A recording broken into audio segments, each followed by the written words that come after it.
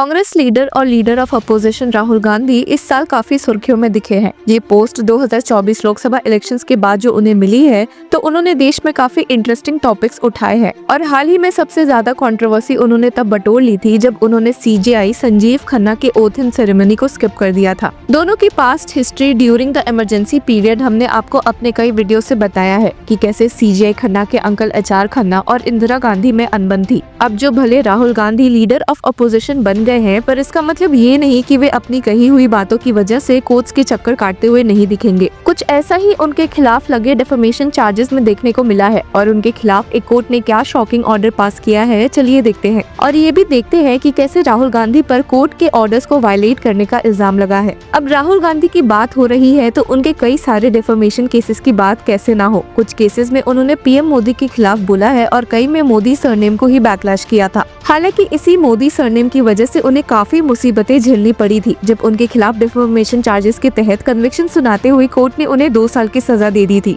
इस सजा की वजह से नतीजा ये हुआ कि राहुल गांधी को लोकसभा से ही डिस्क्वालीफाई कर दिया गया था। इस केस में उन्होंने कहा था कि इन सब चोरों के नाम मोदी मोदी मोदी क्यों है, नीरव मोदी, ललित मोदी, नरेंद्र मोदी। और जैसे ही वे इस केस में फंसे थे, वैसे ही एक दूसरे केस में उनकी मुसीबतें बढ़ गई जहां एक कोर्ट ने उनके खिलाफ ऑर्डर पास किया है। यहाँ हम बात कर रहे हैं उनके द्वारा बोले गए defamatory comments against freedom fighter, right wing leader और हिंदुत्व आइडियोलॉग विनायक दामोदर सरवाकर। असल में इस फ्रीडम फाइटर के ग्रैंड नेफ्यू सत्याकी सरवाकर ने राहुल गांधी के खिलाफ कई कंप्लेंट फाइल किए हैं for allegedly making defamatory remarks against Savarkar in London on March 5, 2023। इस इवेंट के दौरान राहुल गांधी ने कहा था कि सरवाकर ने अपनी किताब में कहा है कि कैसे उन्होंने मुसलमानों को पीटा था और वे कैसे इस बात से काफी खुश थे। हालांकि कंप्लेन में ये मेंशन था कि ऐसा कुछ भी नहीं हुआ था और ये सब झूठ है। केस में ट्विस्ट तब आया जब स्पेशल जज Amol Shinde of MP MLA court ने इस केस में 4 अक्टूबर को ही गांधी को समन्स भेजे थे 23 अक्टूबर के लिए पेश होने के लिए, पर शॉकिंगली राहुल गांधी की ओर से कोई रिस्पॉन्स नहीं मिला था और जिसके बाद जज ने वापस से समन्स 18 नवंबर को पेश रहने के लिए भेजे थे। इस मामले में सत्याकी के लॉयर संग्राम कोल्हाटकर ने कोर्ट को बताया भी कि कैसे इस बार तो गांधी को समन्स मिले भी थे, पर उन्होंने जानबूझकर इसे डिसमिस किया है। हालांकि राहुल गांधी को डिफेंड करते हुए उनके लॉयर मिलिंद पवार ने कोर्ट को बताया कि Gandhi is a member of parliament from Raebareli, Uttar Pradesh and also a leader of opposition in the Lok Sabha, और कुछ स्टेट्स में इलेक्शंस की वजह से वे कैंपेनिंग में काफी व्यस्त है। हालांकि पुणे कोर्ट के जज अमोल शिंदे ने समझाया कि उन्हें इस केस में उनकी अटेंडेंस की काफी जरूरत है और जिसके बाद एडवोकेट पवार ने बताया कि नेक्स्ट डेट ऑफ हियरिंग पर राहुल गांधी पक्का से मौजूद रहेंगे और जिसके बाद कोर्ट ने उन्हें 2 दिसंबर के लिए पर्सनली अपीयर होने के ऑर्डर्स दिए हैं। लास्ट हियरिंग में जज ने कहा भी था कि your attendance is necessary to answer to a charge of offence punishable under section 500 of Indian penal code. You are hereby required to appear in person और by pleader as the case may be. तो देखते हैं कि क्या 2 दिसंबर को Rahul Gandhi court के सामने मौजूद रहते हैं या शायद उन पे कंटेम्प्ट ऑफ कोर्ट लग सकता है for not following the summons. Next hearing ही बता सकती है कि गांधी के खिलाफ क्या होगा, पर उसी के साथ देखते हैं कि इस डिफेमेशन स्टेटमेंट्स के पीछे का क्या राज है। According to Satyaki, Rahul Gandhi had in London said that Vinayak Damodar Sarwakar had written a book in which he stated that he, Savarkar,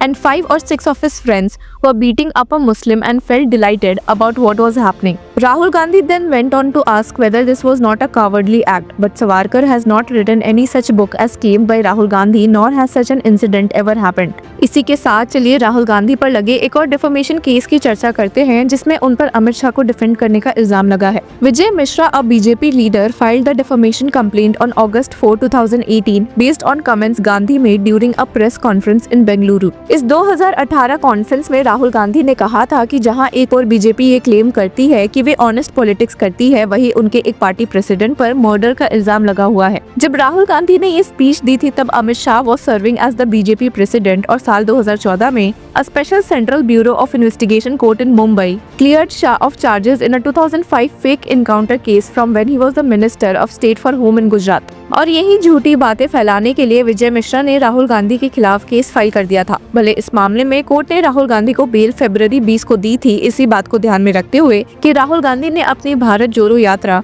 को रोकते हुए कोर्ट में अपीयर किया था। वही special magistrate Shubham Verma had summoned Gandhi to record his statement on July 26 जुलाई को court में पहुंचते हुए उल्टा राहुल गांधी ने बीजेपी को ही फटकारा था और कहा था कि मैं निर्दोष हूँ। आगे राहुल गांधी ने ये भी कहा था कि उन पर फॉल्स एलिगेशंस लगाए जा रहे हैं। और उन्हें इस केस में फंसाया जा रहा है पॉलिटिकली दुश्मनी की वजह से। एडवोकेट काशी प्रसाद शुक्ला, जो कि इस केस में राहुल गांधी की ओर से मौजूद थे, ने क्या कहा था, एक नजर डाल लेते हैं। माननीय राहुल जी का मुकदमा एमपी-एमएलए कोर्ट नंबर 15 के यहाँ बयान दर्ज करने अभियुक्त नियत था। माननीय राहुल जी आए, उन्होंने अपना बयान दर्ज कराया। माननीय राहुल जी ने कहा कि परिवाद में कहे गए सारे आरोप निराधार हैं। ये निराधार हैं। इस राजनीतिक दुर्भावना से एक कंप्लेंट फाइल की गई है। मैंने कभी भी किसी भी व्यक्ति के विरुद्ध उसकी मानहानि को नष्ट करने के उद्देश्य से किसी व्यक्ति के विरुद्ध कभी कुछ नहीं कहा है और जो परिवाद दायर किया गया है मेरी तथा मेरी पार्टी की छवि को बदनाम करने के लिए राजनीतिक दुर्भावना से परिवाद दायर किया गया है। नहीं, जज साहब ने, जैसा मैंने अभी आपसे कहा, जज साहब ने ही सवाल किया कि आपने अमित शाह के खिलाफ ये कहा है, तो उन्होंने कहा किस तरीके से मैंने जो आरोप मेरे ऊपर लगाए गए हैं निराधार हैं, इन आरोपों से मैं इनकार करता हूँ।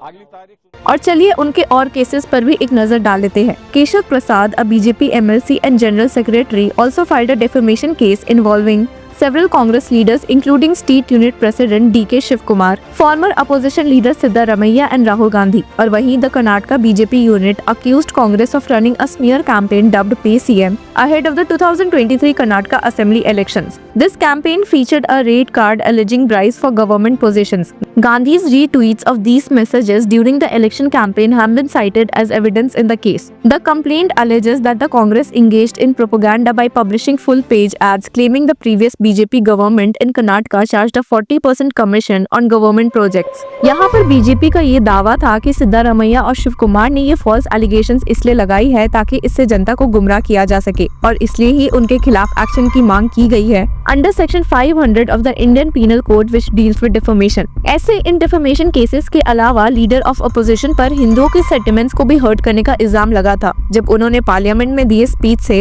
एक अलग कंट्रोवर्सी क्रिएट कर दी थी। Motion of thanks to the president's address in Lok Sabha के दौरान लीडर ऑफ अपोजिशन ने अपनी न्यू पोस्ट के कैपेसिटी में फर्स्ट स्पीच दिया था और सबसे पहले ये कहा कि कैसे देश के हर रिलीजन, हिंदू, मुसलमान, सिख एक्सेट्रा में नॉन वायलेंस की सीख दी जाती है। अपने पॉइंट को कुछ ज्यादा ही हाईलाइट करने के लिए उन्होंने सारे रिलीजन के गॉड के फोटोज भी दिखाए थे जिससे पार्लियामेंट सेशन में एक हलचल पैदा हो गई थी और एक नजर इस पर डाल लेते हैं।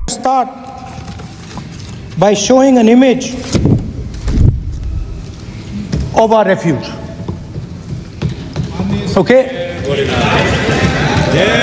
सर शिव जी की फोटो नहीं दिखा सकते सर? एक मिनट माननीय सदस्य। सर शिव जी की फोटो मना है सर? एक मिनट सर, मना है तो रख देता हूं सर। नो, एक मिनट प्लीज। अब देखते हैं कि राहुल गांधी के खिलाफ कोर्ट्स क्या फैसला ले सकती है। इस मामले से जुड़े रहने के लिए की फॉलोइंग लॉ चक्रा।